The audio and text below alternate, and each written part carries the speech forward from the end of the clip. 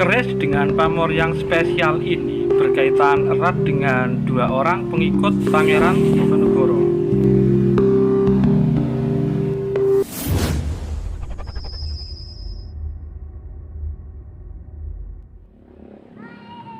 Rahayu, Rahayu, Rahayu.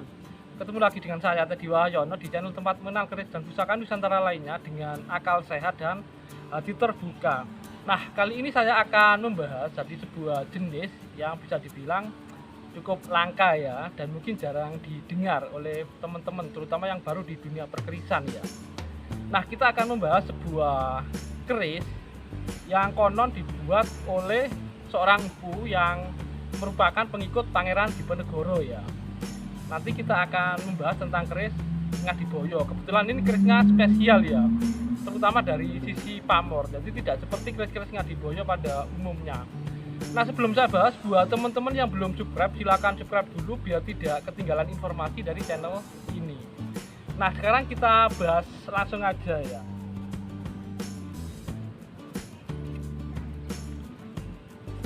Nah, jadi mungkin sekilas kalau teman-teman yang sering melihat keris Ngadiboyo itu mungkin jarang ya yang nemukan kayak pamornya yang bagus seperti ini ya, apalagi pendaringan kebak hampir full pamor. Tapi untuk sisi dari seloroknya ini memang istilahnya keris Ngadiboyo ya, karena memang ada cerita bahwa keris-keris Ngadiboyo itu memang sebenarnya banyak yang digunakan juga sebagai senjata. Jadi selain keris, bahkan ada yang bilang itu adalah senjata yang disamarkan menjadi keris, tapi tetap ini adalah jenis keris ya, jenis tosan aji ya, cuman memang ada fungsi senjatanya. Makanya biasanya selorok bajanya itu cukup tajam ya, biasanya diasah sangat tajam tepi-tepi keris Ngadiboyo.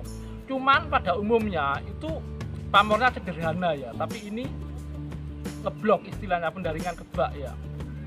Nah, sebenarnya dari kenapa disebut Ngadiboyo, mungkin kalau saya mengingatkan lagi ya, jadi konon dulu setelah istilahnya Pangeran Diponegoro tertangkap, jadi beberapa anak buahnya itu menyebar ya, bahkan sampai ada yang di Sumatera ya, ke Sumatera, jadi melawan Belanda yang di sana. Ada yang ke Nganjuk ya, jadi terus kebetulan punya kemampuan membuat keris, yang disebut empu keris ya. Tapi juga sering digunakan sebagai senjata, yaitu empu adi dan empu moyo gati ya, yang terkenal ya, atau adi moyo, karena kalau yang di Jawa sering nyebutnya ngadi moyo kayak gitu ya. Terus lama-lama jadi Ngadiboyo itu.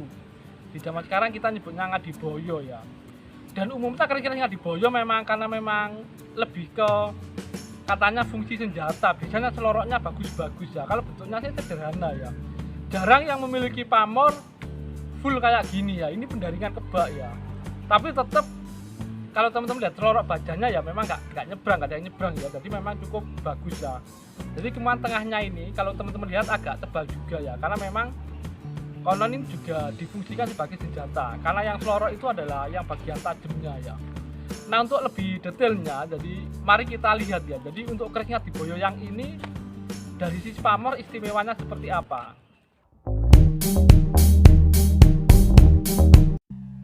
Nah, ini adalah detail bila kerisnya ya. Jadi kalau kita lihat materinya, terutama materi bahan pamor, memang keris ini kemungkinan besar memang lebih ke pusaka ya, daripada ke fungsi senjata seperti keris-keris Ngadiboyo pada umumnya ya. Tapi walaupun ini memang pamornya istilahnya bahannya cukup banyak, royal juga, tapi tetap mempertahankan gaya Ngadiboyo ya, yaitu pakai selorok baja yang cukup bagus ya, dan cukup tebal. Itu biasanya teman-teman nanti itu bisa lihat ya kalau di bagian gandek itu ya, karena ini kalau misalnya sudah lama gitu ya, sering dipakai gitu, terus ada kayak keropos, ibaratnya diasah lagi itu bisa sangat tajam lagi ya. Dan kalau teman-teman perhatikan untuk istilahnya terutamanya bagian selorok ini, kalau dari dekat itu sebenarnya kayak berlapis ya, jadi bajanya bukan baja lempengan itu. Kalau yang ini berlapis, jadi seperti keris-keris yang lebih dipakai sebagai pusaka ya, kayak gitu ya. Nah, ini adalah bagian selorok bajanya ya, ini memang cukup tebal ya, jadi diasah berulang kali pun ini tetap ada ya, dan memang bisa sangat tajam. untuk apa jenis bagian bajanya ini ya, karena memang terkenal sebagai fungsi senjatanya untuk keris Ngadiboyo.